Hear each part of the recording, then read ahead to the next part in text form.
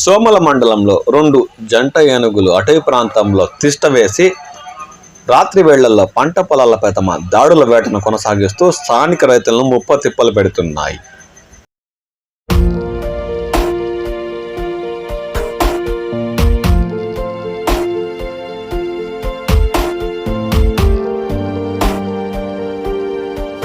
చిత్తూరు జిల్లాలో ఏనుగుల సంచారం మళ్లీ మొదలైంది.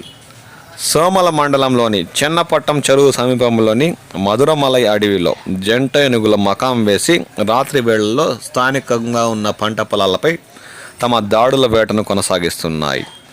2 రోజులుగా కలమందలవారిపల్లి, నెరకూరవారిపల్లి సమీపంలోని పొలాల్లో ఏనుగులు సంచరిస్తూ రాత్రి వేళల్లో పంట పొలాలపై దాడుల వేట కొనసాగిస్తున్నట్లు స్థానిక రైతులు వాపోతున్నారు.